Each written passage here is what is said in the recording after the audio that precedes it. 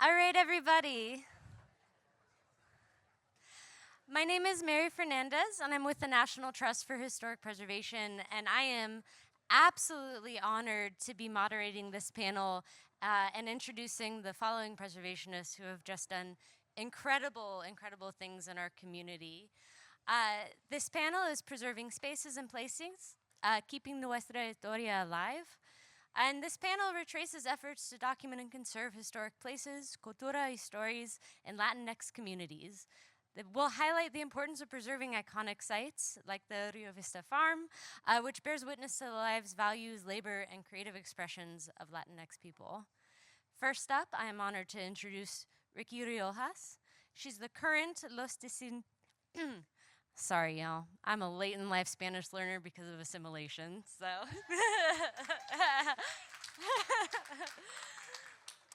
Los Descendientes, board president and Mexican American Museum executive director.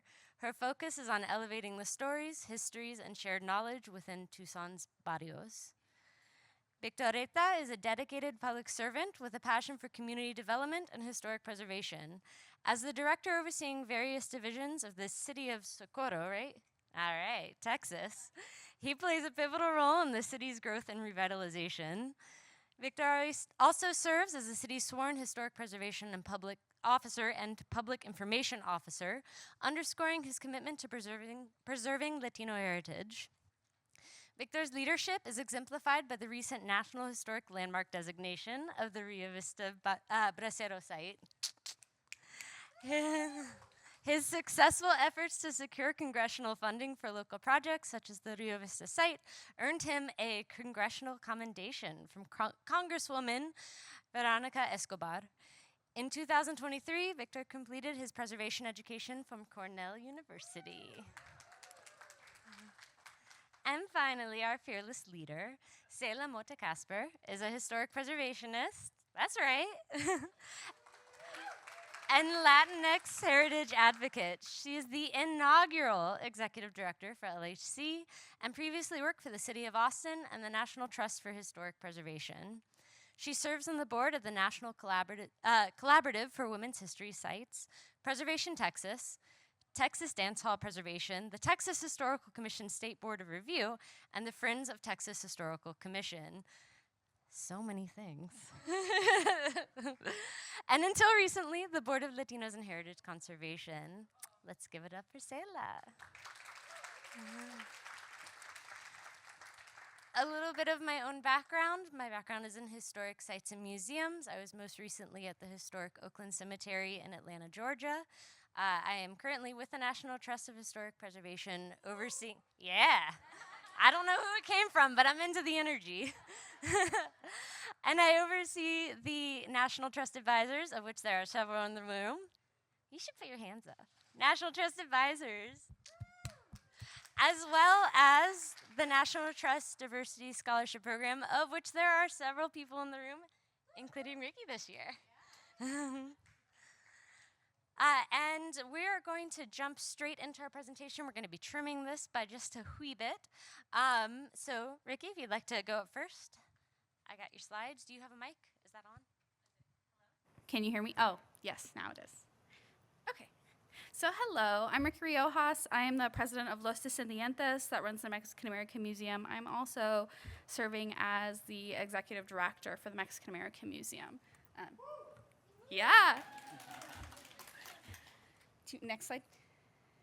Okay, so I do have a group question. How many of you are working in the community where you were born or where you grew up in? I'm just curious.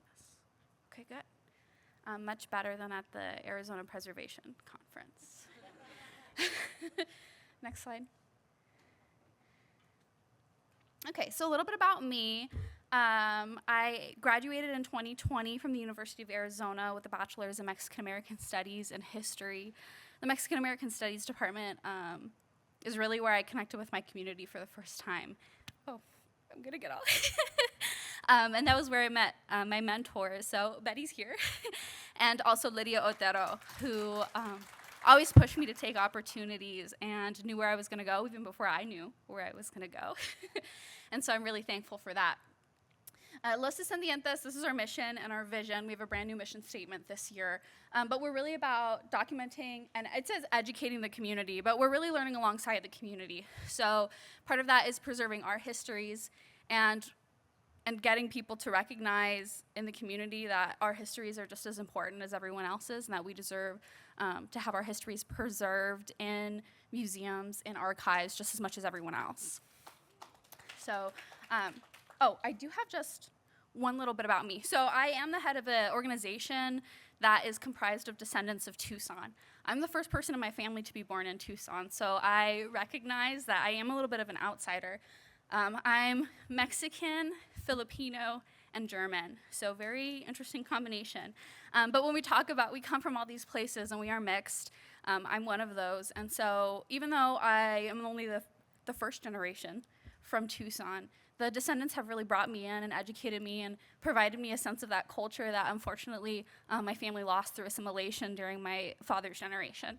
And so I'm always grateful for them. I'm so proud to serve this organization and for their continued support all the time and mentorship. Okay. So downtown Tucson's past. This is actually a real article that was published, City Officials Go Slumming. So when they were trying to justify the removal of 80 acres of barrio, they took federal legislatures down through downtown to show them just how bad it was.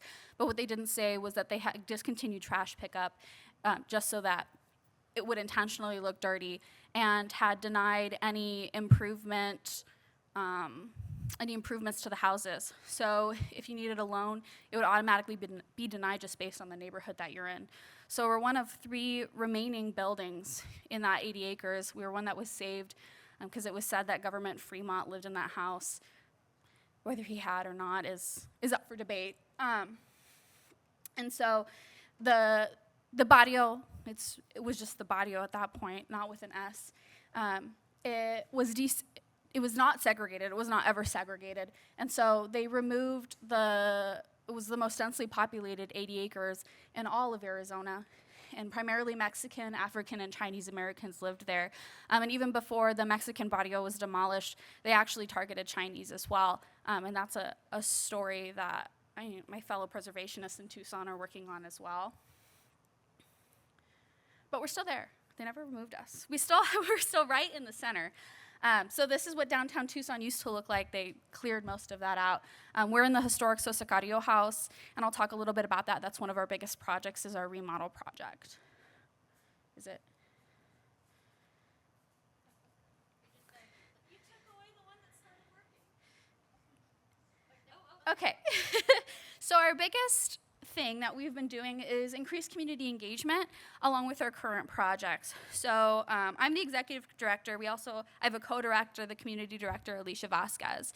And what we've really done over the last year and a half is saying, how do we reconnect to community? Los Descendientes was this very big name in the 90s, and we started to fade out. How do we make ourselves relevant? How do we figure out what the people want, especially since we're in this downtown central location that is such an important space for resiliency, to prove that we never left, but also acknowledging that we are part of a community that doesn't, some of the elders don't want to step foot where we're at because they remember being removed from their homes when they were children.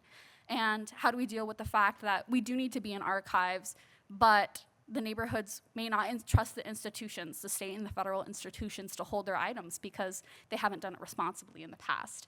And so those are some of the questions, some of the things that we're working with and working towards throughout these projects. I'll talk about these pictures. So we had a youth participatory action research project. It's a really long name. With the Tucson High students. And so they did oral histories. They interviewed someone in their family or someone in the community, and then they connected how their life is different or similar to that person. And as part of this, we took them to the archives, and each of them got to pick a photo. And then they got to look at the old Sanborn maps and get to try to find where their photo was at. And all of them represented a place that was demolished. So it was really exciting to see some of those photos and to see the kids get excited about things that might not be there anymore, in this case weren't there anymore. Okay, so current projects, community trials, this is the biggest thing. We went out to the community. We have a remodel project going on, and we said this is what we're thinking of doing. does this align? Do you like this? If we could do anything different, what would you want to see different? And we also said, if we had unlimited money, what would you want? What kind of programming would you want? Who would you want us to focus on? What kind of stories would you want to hear? And interestingly, we got more youth programs and more art programming. So we've started introducing more art programming, but it was good to see that the community does support and want that.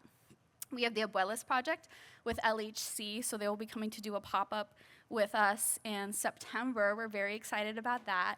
That's part of putting Tucson on a map, that we do have these spaces and these places that are important, even if they haven't been recognized in the past. We have our reopening exhibits and the Sosacaria House remodel. So Stories of the Barrios, part of what we're starting in this Abuelas project is to collect oral histories and written histories and photos throughout the neighborhood, and we want them displayed just in a big room that really feels like your Nana's house, that has everybody's photos on what one of my family members refers to as the wall of shame. And and then you can really walk in and see these are all the people that make up our diverse barrios. The urban renewal in context, because even though it happened in 1968, we're still feeling the effects of that today, and the expanded Sosa and Carrillo family exhibits. We've also used some of our grant funding that we have to reach out to the Old Pasco Museum Director and the Tohono O'odham Young Voices to each have them do their own exhibit. And we are on tribal lands, ancestral tribal lands, for the Tohono O'odham, the Akmel O'odham, and the Pasquayaki. And so we do want to recognize that within our museum and have them take up space as well there. We have heritage art pop-ups that we're doing at the end of this year, a Dia de los Muertos celebration with the Vail Preservation Society. That is a historically Mexican indigenous part of town, and you look at that now, and now it's majority white, and so to bring some recognition to that part of town as well. And then the TCE contamination exhibit, Raytheon now. They used to be Hughes Aircraft in the 50s, 60s. When they were building airplanes, they were cleaning it with airplane solvent, and then they would dump that solvent into the water system. And that primarily affected residents on the south side. There was a lawsuit. Money did go out, but very little money, and we're still seeing the ecological effects of that today in the residents that live there. So that's a year-long exhibit, and it'll be a mobile exhibit that will be going up next year. So the char list, these are my favorite things. This is primarily what Alicia's handling with, because I am not historically from Tucson. I take a back seat in these, but I do think they're really important. So the ground rules that we have, everyone comes to the table with their own learned knowledge and experiences. So for us specifically, it was, we don't care what your degrees are. Like, we don't care where you came from. We want to hear your stories, and every story is just as important as the others. That community members are experts in their own community, to respect each other. A person's age doesn't mean their feedback isn't valuable. And that showing up is almost as important as giving active feedback. So we come from a community where sometimes people are hesitant, especially if anything's associated with the city, to show up. And so for us, it's just important to get people out there, right? Even if they don't feel like giving their feedback, to us to show your presence, to be there, to take up space, that is really what we care about. So our remodel. We got a Mellon Foundation grant, so $750,000, which is huge. We also just recently, actually like literally last week, August 1st, found out that we got a Santa Cruz Valley National Heritage Area grant for $40,000. So that's another big chunk of money. And through these, we are remodeling the Sosacario house. It's the first time this building has had any renovations since 1971, and it is the first time the community's having a say in what they want in the building and how it's gonna look and how it's gonna feel. So we'll get a new, and our landlord, sorry, go back one. Our landlord, Rio Nuevo, was also contributing matching funds. Historically, they have not been in alignment with projects like this. So it was quite a surprise that they are also contributing $1.5 million to this project as well. Yeah, it's ended up as a really big project. So the idea for just the main part of the house is to stabilize it. We'll get a new roof, new HVAC system, stucco on the outside, because right now we have concrete stucco. And if you know about Adobe, that's really not good. So we're gonna get a lime plaster stucco on top, new bathrooms, new catering kitchen. Right now we have a kitchen that looks like it could be in your grandma's house, and that is not good for events. Proper drainage, and then the front yard, which is the most exciting part. We're going to restore it to look similar to a 1960s streetscape, so before urban renewal occurred. The previous photo showed kind of like an overlay of where the street was. It was 90 feet wide and where the buildings used to be. And the next, you can go to the next slide. So this one shows a little more of an interpretation. So we'll have a 90-foot performance space out front. Right now it's just all gravel and it's mud when it rarely does rain in Tucson, but when it rains. And you have to perform straight into the sun as the sun's setting, which isn't great. So we'll have this performance space outside. We'll also have seating walls. We'll have a community garden and a walkway so that people can walk through. We're also introducing signage. We don't have any signage out front. Well, we have one plaque, historical plaque, that's not even accurate. It tells more of a white history of Tucson. So we're going to introduce accurate signage that tells the stories of indigenous on the land, also Mexican Americans, and the diversity of the neighborhood as well. So those are really big projects. If you have any questions, please feel free to come up and ask me. And then I will hand it over.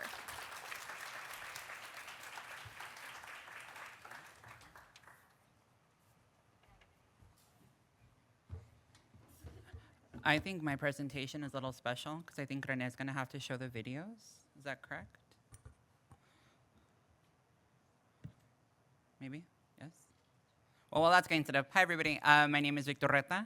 I am one of the directors of the City of Socorro. I oversee a variety of divisions, and I'm here to talk about my life's work, which has proven to be my life's work, which is the Rio Vista Community Center. So we're talking about preserving spaces and places and keeping Nuestra Historia alive. And I took this as a really great opportunity to share how Rio Vista became such a success, because I'm sure that's what some of you guys are thinking and learning about and finding out. How can my project go full circle into becoming an NHL? Because we're very, very, very thankful to all of our members in getting us an NHL. We just had our dedication ceremony in May. Thank you, everyone.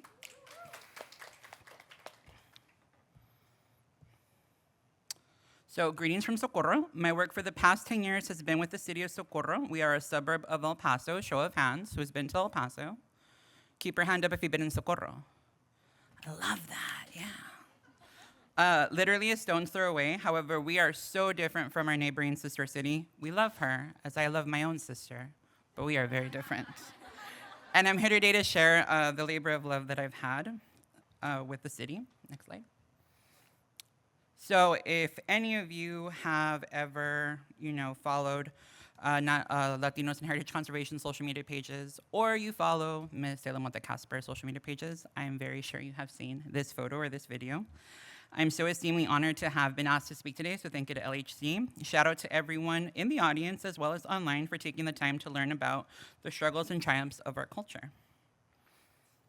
For 10 years, we've embarked on a journey fueled by passion, dedication, and unwavering love for our city and its rich Latino heritage. The Rio Vista Farm, nestled in the heart of West Texas desert, holds within its walls stories of resilience, determination, and the vibrant culture of our Latino community. It is not merely a piece of land, it is a testament to the struggles and triumphs of generations, both past and present. As we stand here on this momentous day, I can't help but think of the brave braceros whose sweat and toil helped shape the very land upon which we stand.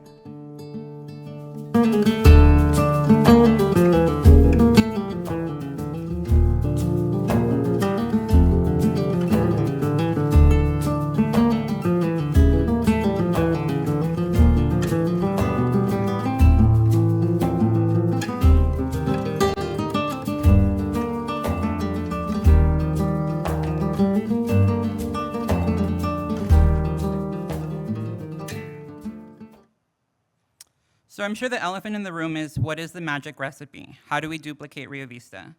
The truth is, you need the elements of a perfect storm. Will those people in the audience who have helped with the Rio Vista project please stand? I know Winter's here, I know Poppy's here, I know Sayla's here, I know Robert's here. Whoever's had a hand in Rio Vista, please stand. First and foremost, thank you, obviously.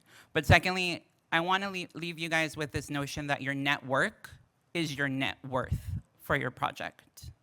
And that's what we're here to do, is to influence and add to everyone's here, your network, because that's gonna hugely increase your net worth to make your project a success. So efforts to document and conserve our project are, no, you're good, are our perfect storm. Timing is number one. Sometimes you're gonna get into a job, get into a nonprofit, get into an organization, and you're gonna have passion, but you're not gonna have the right time in order for that project to become a success. But that's okay. You need to be able to observe and understand when the timing is right. You should be ready. So it took us 10 years. It was a long 10 years. I've been with the city for 10 years. I honestly thought this project was gonna get done in 2 years. Like, fun fact, I dissed Selah when she first came to Rio Vista, called her Sheila for 6 months. I didn't understand why she wanted to meet with me, because I am not a traditional historic preservation officer. My background is in advertising, marketing, and public relations. I worked in professional athletics for 4 years before the lovely woman in the jean jacket hired me to be a public servant. So your timing has to be right, and your capacity in your own self to say, I can take on this project, also has to be there. You can't have one or the other. These were all the ingredients that made this such a great success. We had strong partners and strong stakeholders. Understanding the two things that are different and how they're different is also crucial. Buy-in, I'm so thankful that I had not only a city manager, but also a city council that truly saw the value in what we wanted to do. Well, in reality, what Selah wanted to do, because I had no idea what historic preservation was. And then also funding. The city, as I mentioned, our city council invested $1.1 million without me having education or understanding, and said we're gonna do $1.1 million to invest in a 20+ building complex to create the first ever public library. It's 2024 and we don't have a public library, right? And then it's also a community center. So your vision and planning were there with our city council. However, how many of you guys are public servants? You all need hard liquor. Thank you all for doing your service. But as you all know, administration changes. For us, our charter or our policies were every 2 years. You can't get much done in 2 years. So thankfully, we had great administration leadership that's been with us for 10 years, actually 11, going on 12. And we had consistency. We were consistently able to provide our new administration, our new elected officials, our new local, state, county elected officials, our vision and our plan, right? So this was the situation. Rio Vista was owned by the city, had no true understanding of what Rio Vista was, even though there's a gorgeous plaque in the front that tells you what it is. The city kind of drove by it because it's on a major road and said, that's a beautiful old building, we don't know what it's used for. Oh, the senior citizens go there, the viejitos, we love them. They play bingo, we love them.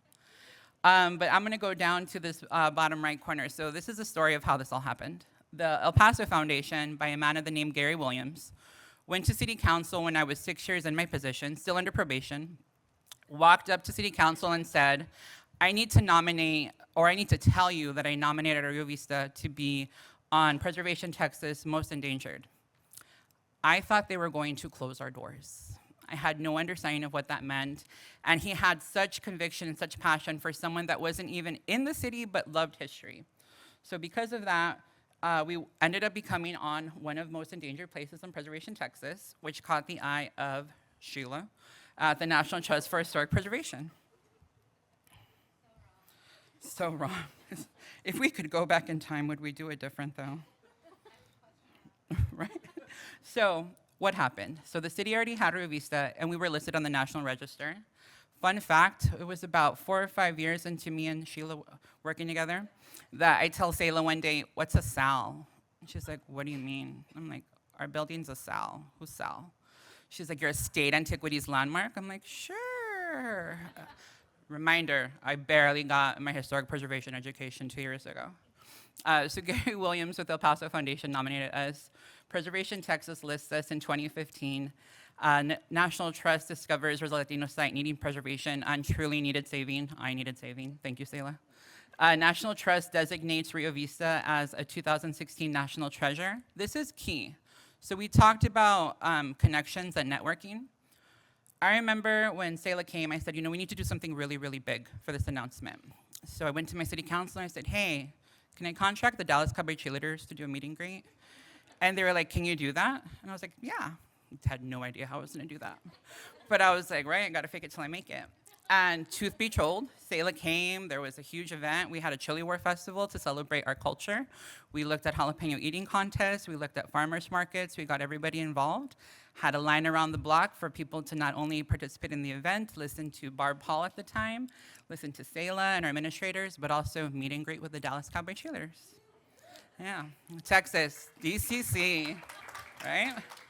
And then we embarked on a 6-year journey filled with grant funding expeditions, fundraising, and research to make an NHL. In between those 6 years, Selah and I bonded over trauma experiences, bonded through a pandemic. You know, when Selah was leaving the trust, I was selfishly very scared. I was like, I can't do this without you. But luckily, you know, she's been a project partner, and we're very, very, very grateful that she stayed with us. So in order to make a plan for each of us, we have to understand what our strategy is. For me, my strategy was a little bit easier. We have very little quality of life traditionally structured in the city of Socorro. As I mentioned, we don't have a public library. We don't have a public clinic. We don't have a visitor center. We have really great historic preservation artifacts like La Purísima Mission, Rio Vista, the first station of the mission.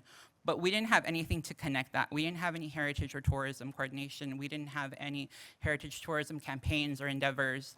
And we needed to understand what our culture of not Latinos, but our culture in the organization. So a lot of my work now is focused on people and culture and agencies. So if you want a discussion on that, meet me after. But I got my master's in leadership science as well, because I wanted to figure out, you know, what was our culture at the city and what are the subcultures. So each of your departments does have a subculture, and understanding how to, you know, leverage that to help me with my project was key in this. Also funding, you know, I work with a great city manager that says, I love that you have big dreams, but your bank account is 0. And then I'm like, Selah, I need help. But I'm really grateful for all the funding partners that we've had.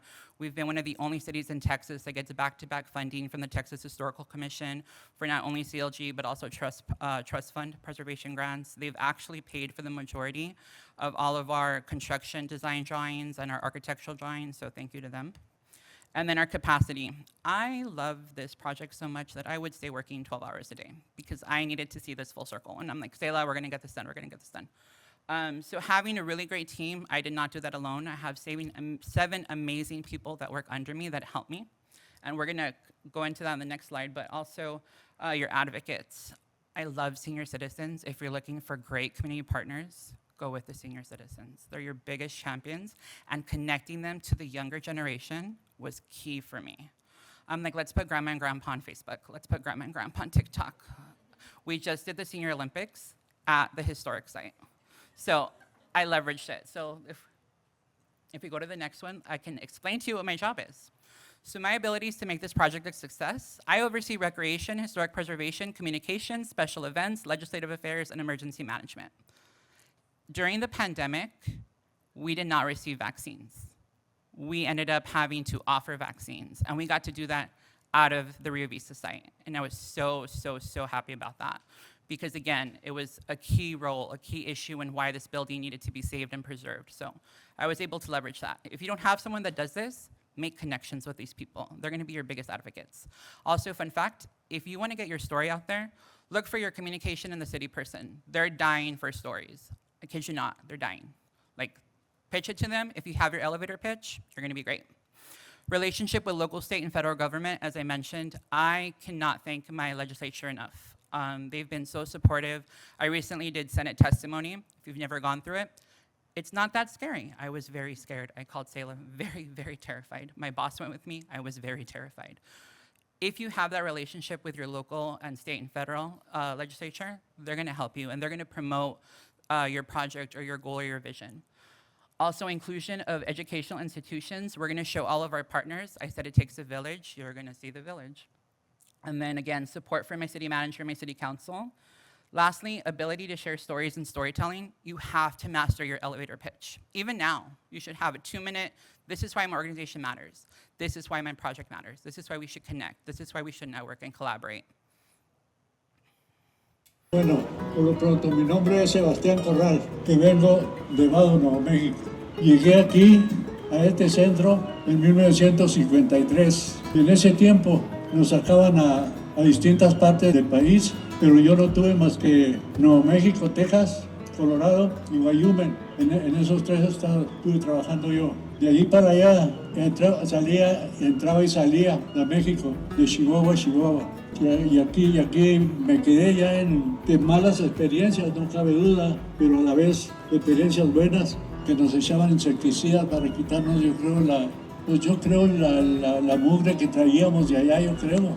Nos hacían que nos ensuciáramos la ropa y con unas bombas de esas de aire nos echaban ese veneno.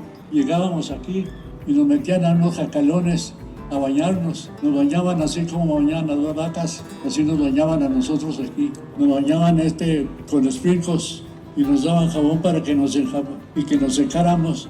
Con esa nos secábamos nosotros. Los rancheros, ahí nos la pasaban piscando algodón hasta septiembre, octubre y noviembre. Y allí nos entregaban a la asociación, o yo fuera aquí, y de aquí nos despachaban para México, para revolcarse para acá, como les acabo de decir ahorita. Que tengo a toda mi familia aquí. Primeramente que nada fui bracero, enseguida de bracero fui ilegal, después de ilegal fui residente permanente, llegué a ciudadano americano.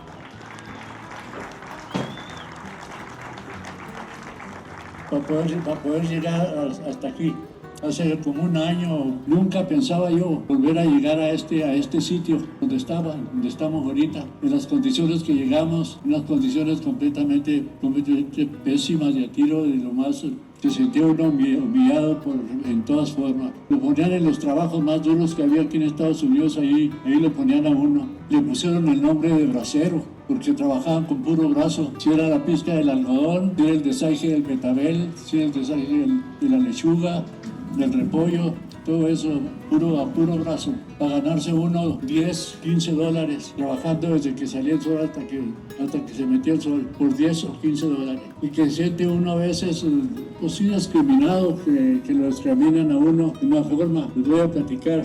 En una ocasión trabajaba yo en Doñana y un sábado salía al Paso y andaba ahí por la calle del Paso y me dio hambre y me metí a un restaurante a comer. ¿Cuál sería mi sorpresa? De que llegué allí y no se me quiso servir nada a mí. Simplemente le pregunté yo al mesero, cuando llegó el mesero y me dijo, sabe que no lo podemos atender. ¿Por qué? Simplemente porque es mexicano. Salí de ahí acordándome de toda la familia de ellos, porque no me pareció a mí nada bien eso. Pues ahí salí a buscar otro restaurante donde me pudieran atender.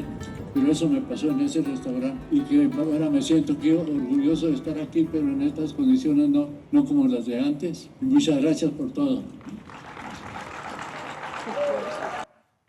So, as I was mentioning, we actually did artwork to support the Rio Vista Community Center, which is the Rio Vista Pork Farm. How many of you guys know what Rio Vista is famous for? Who was not part of my project, though? Okay. Thank you, Josie. I saw a hand. So we're the last remaining bracero processing site. Braceros? Yes? Concept? Yes? So in our work and our research, it was so ironic that we found out that the other 4, some of them had gotten turned into stations and headquarters for the Border Patrol. Like the irony, right? So we didn't know that we had the last remaining one until we started our research doing the NHL, and we're very proud of that. The city is now extremely, extremely honored to be the stewards of that and making sure that all of our decisions going forward do not hurt the rehabilitation of the site, but actually preserve and protect it. Also, we preserve and protect our education. When Selah came in, we were actually discussing ideas of demolishing one of the buildings to put a kiosco. I did not know what a kiosco was, and I also didn't know that the buildings were protected. So we thank Selah for helping us in that. But that is why it's so important that our younger generation, where am I Gen Zs? Gen Zs, anybody? I see you in the back. I see Ricky behind me. It's important that we share what our education is, right? We have institutional knowledge. I've been there for 10 years. I'm still the youngest director on the department head, so it's important that we share what we know, because if not, it's gonna get lost and decisions can get affected. Also, if you're not in that room, pull up a chair and make yourself space in that room, right? So because of our funding, we've actually completed our architectural design drawings. We went out to bid. We also got a Mellon grant for $750,000. And our city administration has given us $200,000 in ARPA funding. And we will be going out, breaking ground, hopefully by October, on the first building of the site, which will be the first ever Bracero Museum. The mixed material complex will hold not only event space, but continue to offer space for our community center, for the senior citizen program, for education. We offer all of our classes for free. We don't feel that education or services should come with a cost that creates an additional barrier to our community that's already so low socioeconomically. So we do offer free citizenship class that fills up every semester. We're very proud to have a high success rate and graduation rate. We also offer exercise classes, wellness classes, and then if you go to the next video, this is the look at the new library that will be constructed in Rio Vista. So thank you. We are working with Armando for fundraising as well as Sayla, LHC. We'll be reaching out to Omar at the Trust to see what we can do, but also all of the other partners to go ahead and make this a reality. Because of all the funding that we've got and a really great contractor, we did bid estimates. So all in all, this entire complex is looking at $35 million. So if you know of any funders, find me afterward. But also, I know Sayla's going to talk more about the space. If we go to the next slide, I want to recommend to all y'all to live in the moment. So this was at the NHL that we did in May. It was so amazing to kind of see all of our work done. I was very emotional, so I didn't get through my whole speech, so I'm going to say this part that I didn't say. So Sayla Montecasper, thank you for changing my life and the lives of Latinos in our country. Your decision to support, rehabilitate, and transform Rio Vista has truly transformed Socorro, and I am incredibly excited to see us take this project to construction and completion. Next slide. These are all of the project partners.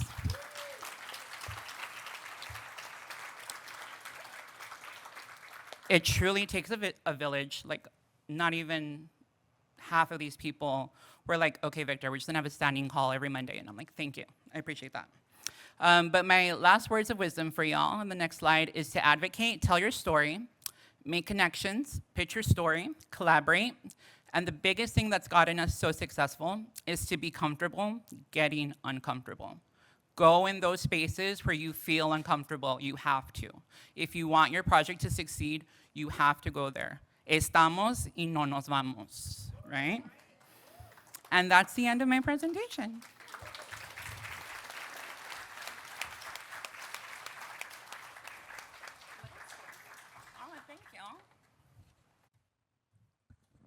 Leave it to Victor to make me growl at him and cry at the same time. I can't believe you shared that story. It was supposed to be an inside joke. Okay, so while they're pulling up my PowerPoint, I will just say that I often, as a practitioner, get asked how it is that Rio Vista became so successful so quickly. And the first thing that I say is having such a strong partner. And if it was not for Victor and their trust and city manager Adriana Roralte, which I often say, I don't know how I got so lucky, but to have a city manager that trusted me and didn't know what the heck I was talking about. So I just want to thank you so much for, without you, we would not have been here, so thank you. Also, okay, we're up. Okay, I'm not going to talk about Rio Vista, but if you have not been there, please go see it. It's such a special place, and it's my love language. Okay, my name is Sayla Montecasper, and I'm the ED of Latinos and Heritage Conservation. Next slide, please. I am going to make this very quick because we're going to leave time for Q&A, and I already talked about it a little bit. I'm going to talk about the Latinx Preservation Toolkit. Next slide, please. And often whenever I'm presenting anywhere in DC or locally with a partner or a funder, I always start out with this quote. We told our own story and thus that of the United States. And that is a quote from Doctora Antonia Castañeda, and it inspires me and just centers all of the work that we do at LHC, but especially in this toolkit. This toolkit has been a labor of love. We've been working on it for the last 5-6 years. It's something that as a board, we conceptualized, we're practitioners in the field, and we recognized the gap of the haves and the haves not. Who has the information and who does not have the information, and who's being most affected? Our communities and our sites were being most affected. So next slide, please. So we decided to create the Latinx Preservation Toolkit, and really it's an advocacy toolkit at heart. Um, for from working with many communities throughout the country and for many years, the one thing that often surprises me is going to historical sites, meeting with partners like amazing community members, elders, folks that are already telling their story, preserving, their sites, even though they don't call it historic preservation. They just say, I'm patching it up. you know, um, it always amazes me what great work they're doing and how they're doing it outside of the system. And they're doing it outside of the system because they have determination and passion. And as Dolores said, we work very hard. So we took this toolkit, and instead of creating something for our allies or something to contribute to the field, we decided to create a free resource for the community members that we serve. So the Latinx Preservation Toolkit is a toolkit that was made specifically for community members, those that are doing this amazing and great work but don't receive the recognition, but they need to know how to work the system because it's extremely bureaucratic. So here you will see. Oh, that's good. Okay, that's okay. Okay, I was just gonna say, we we went throughout Texas. This is a pilot. You will see here in those photos, you just saw there in those photos, there were various different sites. And again, it was a pilot. So we did Pike Park in Dallas, Texas, the West Side in San Antonio, Old Cedar Creek Mexican Cemetery in Bastrop, Texas, and LULAC Council 60 Clubhouse in Houston, Texas. And the one thing that all of these sites have in common is that there are passionate community members that are working extremely hard to preserve their own sites and history, and what we call community-led historic preservation. And we wanted to highlight the great work that they were doing and have lessons learned, but also have their success stories told. So I was planning on going on each one of them, but I encourage you to look at the toolkit. We've got amazing videos, such as this next one that we are going to show you. This is from Pike Park in I Dallas. think the first thing, that's what I always tell my grandkids and my kids, don't forget who you are and where you came from. And if you think of those things, you'll always, if something comes up, you will always stand up. When you know that there's something wrong about you or your heritage, stand up. Don't back down on it. We as Mexican Americans have to be proud of who we are. We need to keep our heritage. I think the first thing, that's what I always tell my grandkids and my kids, don't forget who you are and where you came from. And if you think of those things, you'll always, if something comes up, you will always stand up. And at heart, that little video clip there, and it's not finessed yet, but it just speaks to the heart of why we're doing this work, and the work there in Pike Park in Dallas, but the work also within this room. Each of us are doing exactly what he said. We're keeping our culture and our history alive, and our people have been doing this for eons and eons. They just have never called it historic preservation. So I want to recognize that work. So we took the toolkit and we decided to create a 101. What is historic preservation? How do I preserve? Next slide, please. Yesterday I shared we also did the tiny toolkit, which was a really crazy inception. We were walking in DC, going to visit senators and congressmen, and I said, Asami, I have this idea. I want to do a tiny toolkit. And the next day, she was like, I have it designed. Okay, next slide, please. And I'll just show super quick excerpts.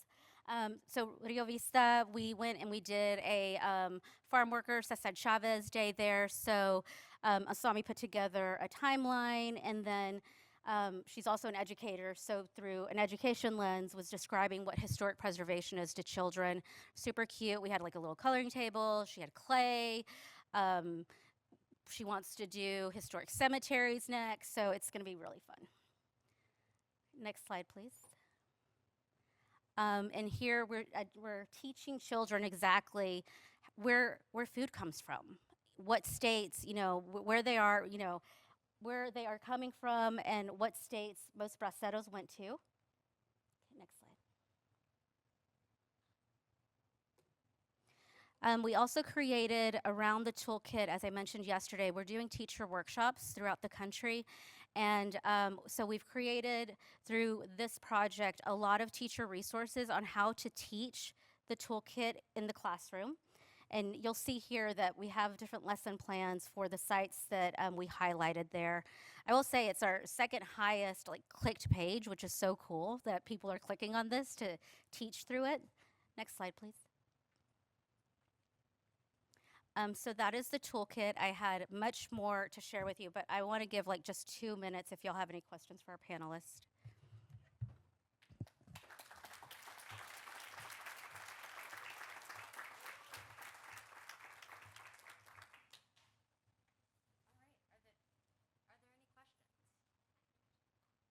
Because I have a question for our panel. Oh, okay, perfect. Where's the question? I'm the runner. Come on down. They should never have given me a mic. Hi, my question is for Victor. This is specific to Socorro and the rehabilitation of the structures. I know you're on a budget. I know you got things going on. So very happy for you. Congratulations. Are you considering partnering with local craftsmen or maybe even a local university or Preservation Texas to restore any of the wood windows or maybe deconstruct the roof and then reconstruct it? I know it's a loaded question. No. Curious. So that's a great question. So one of the things that hasn't been announced yet is Preservation Texas did reach out to us to kind of create an Adobe college so we could offer that training year-round at the site. And that way it would be not only rebuilding our buildings, but also sharing that education and craftsmanship that we talked about. But I like where your head's at. But we also create our own nonprofits. So we also have the City of Socorro's Community Initiative that went after the Mellon Foundation grant that we were awarded. So we're exploring all possible opportunities. So thank you for that suggestion. In terms of colleges, Selah actually connected us with UNM, with Francisco Viña, it's College of Architecture, who's actually been helping us and been a really great advisor as well. So, yeah, thank you. All right. Just keep the mic hot. Hi there. My name is Robert Arzola, and I'm just amazed with Victor's presentation because 2 years ago, I had the opportunity to go out to Rio Vista and produce HABS documentation, Historic American Building Survey documentation of the site using students that Hispanic Access Foundation, Maite, I think is around here, through that program, we were able to go out and produce documentation of the site. We taught the Latino students interested in architecture and preservation how to document sites, use laser scanners. And Victor was very, very helpful and was just happy. I called him and I said, hey, if I get this project, is it okay if we come over? He's like, yeah, sure, whatever. You know, we're here. So when he says be open to things falling in, I think that he's very true about that.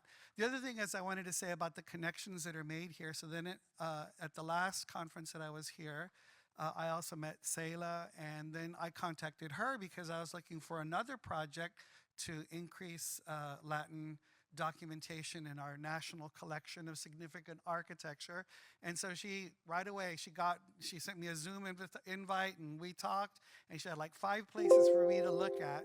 And I did do one. One of her recommended sites was the Alazan and Apache Courts in San Antonio, Texas, which was the first public housing built specifically for Mexican-American people. And anyway, I just wanted to say that congratulations on your work, and seeing the videos of what the site is going to look like is really amazing. Wanted to thank Selah for making the introduction, and Maite is around here somewhere with Hispanic Access Foundation, and I just think it's really great how all of this stuff can really come full circle sometimes. Thank you.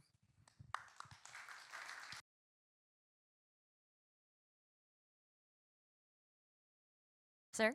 Oh, coming your way? I don't have a question. I just have a comment, a little bit of context for Victor that he wasn't able to get to. You're hearing this Bracero speaking. One of the things that he's focusing on principally was getting sprayed with DDT. So this is very double-edged history, right? Very double-edged. So it's not unlike a Holocaust museum. It's a downer as well as an upper. So we have to remember that our history is very double-edged. Thank you.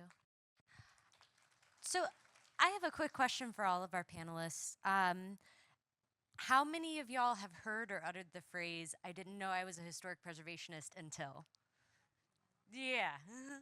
And I think that the mantle of being a historic preservationist can be one that sometimes we're very uncomfortable with putting on ourselves, but can also be incredibly empowering in acknowledging the role that grassroots organizing plays in the preservation of our history and our historic sites.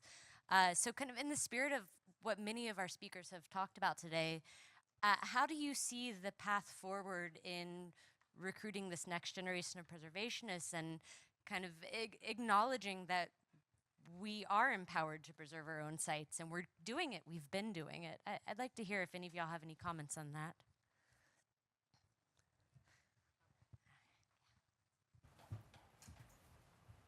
I'm going. Okay, so, as a young person, I think we really just need to open up spaces. We need to really provide mentorship and open up spaces. And I came from a history background, not a historic preservation background. And so I connected through community first and then historic preservation second. I never went into it saying, I'm going to be a historic preservationist. And I think in some ways, I don't consider myself one. But Sayla did remind me the other night that I am one, regardless of what I think. So, but like providing these opportunities and events just to get community in and to get them interested in thinking about history and then saying, look at, these are the ways that they're tied to. And I think that's really the through fare, which is why we've had a lot of targeted, like Tucson High, the high schools, getting them out to do things and just planting that seed, because I think that's really what it is, sorry, I'll speed it up. Like in, sorry, so like in 2018, Dr. Lirio Otero told me like, hey, I think you should go into planning. I think you should go into historic preservation. And I was like, that's not me. But it really planted that seed that now in 2024, that's where I'm at. That's my take on that.